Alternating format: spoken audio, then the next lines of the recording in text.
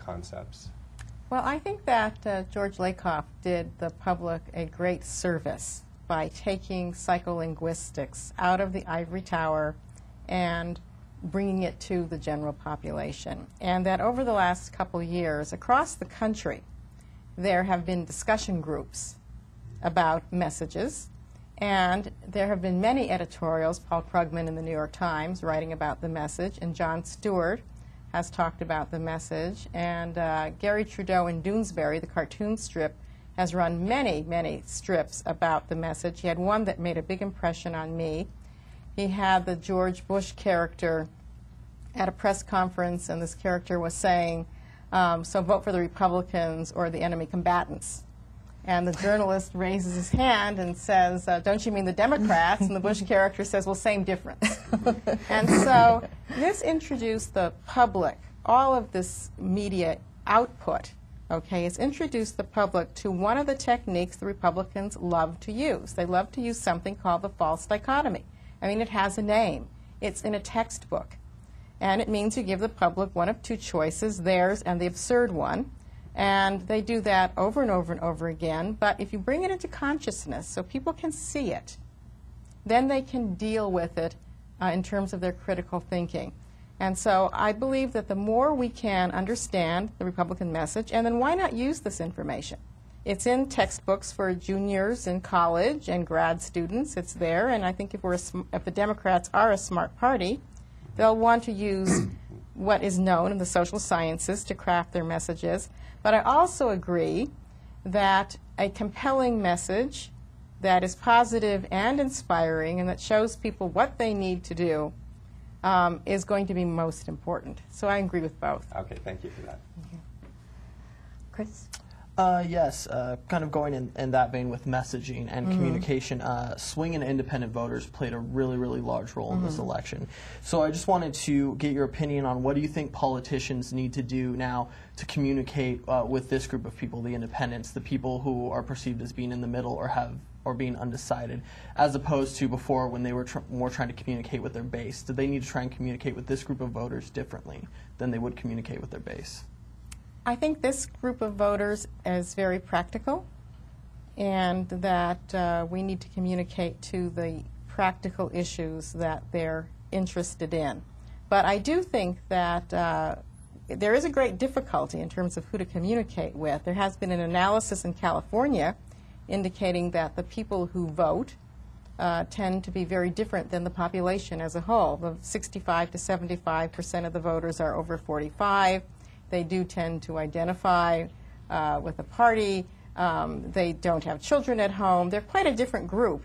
And so I think there has to be an effort to communicate with who's voting and to communicate with that very large group of people who actually have not been inspired to vote yet. But I think practical issues, that would be what I would recommend. Okay, thank you. Sandy? Rochelle, even after the significant win by the Democratic candidates in the November election, Republicans are making statements like the population has clearly spoken and they're moving to the center and they're voting for Republican values. Clearly, Democrats see this as a referendum on the Iraq war and other domestic issues. Is there any hope of getting our message out?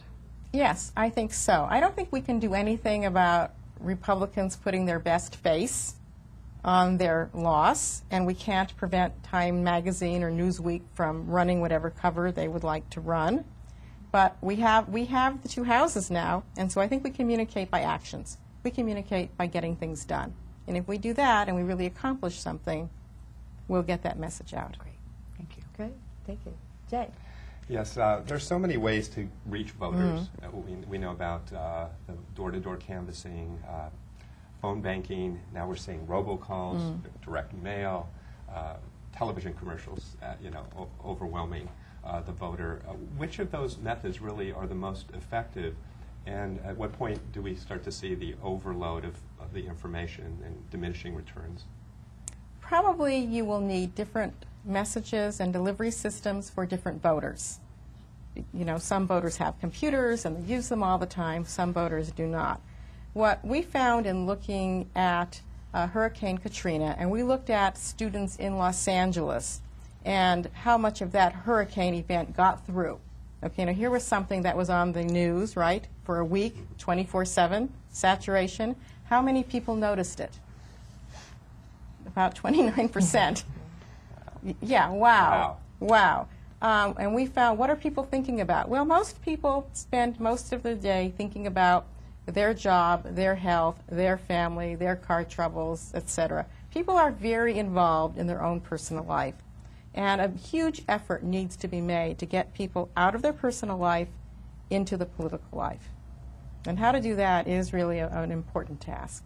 Now, do you think that door-to-door, the face-to-face, has a more effective result? Because I've been hearing some of that, that some of the more high-tech methods might not be as effective as the old-fashioned, throwback methods. Probably the best method is having someone who would be considered a member of your peer group, okay, an expert in your peer group on politics, talk to you about their favorite politician. And this is what Bill Clinton did. He talked about this in his autobiography. He would go to community after community and find the opinion leaders, even if there were 10 or 12 people in that little town in the mountains, and he would talk to that person. And he knew if he could convince that person, that one would go out and talk to the other 10 or 12. That's the best way. If we can do that, that's the best way to reach people. Thank you. Great. Thanks. Chris? Yes, I had heard a statistic that in this last election, out of the people who voted, something like 80% of women who were either single or unmarried voted for Democratic candidates. What do you think it is about the Democratic, either the platform or Democratic candidates, that appeals to this group? I think there might be a couple of factors. One, Democrats, are more empathic than Republicans. And the brain of a Democrat is actually different than the brain of a Republican. Yeah, that's true. Yes. As a matter of fact, there's studies at UCLA where there's some indication that it might be your genes or your brain that leads you to a party affiliation, not the other way around, not family that leads you there. And so Democrats are wired a little bit differently, and women are, on the average, are more empathic than men. So I think that accounts for some of it. But I also think that women and the groups of women you mentioned are more vulnerable, and the Democratic Party has always reached out to the more vulnerable and offers a more positive message of hope. And do you think with we saw some more, bigger number of women Democrats elected into the House and the Senate, and of course there's Nancy Pelosi as the Speaker. Do you think in the minds of Americans, do you think this helps legitimize roles of women in leadership positions? Maybe going up to 2008 with Hillary Clinton potentially running. Do you think seeing that in Washington right now is helpful? Absolutely. Very helpful. Okay, well, good. Woman in the White House. Sandy? Over 85% of the people in this country believe that the minimum wage should be increased. However, last week on CBS News, they concentrated on a small business owner who owns a pizza parlor somewhere in Illinois, who was saying how it was going to be really hard for him to pay, his employees minimum wage. Why are they doing this? Why can't we get our message across that this is an important issue? I think we got the message across. I think that's why in every state where the minimum wage was on the ballot, it won. Yes. And we know that the population is in favor of the minimum wage. Of course, I don't think we can control the corporate interests that determine the types of messages that are presented. And once again, I think it's just a matter that we need to deliver on the minimum wage on a national level.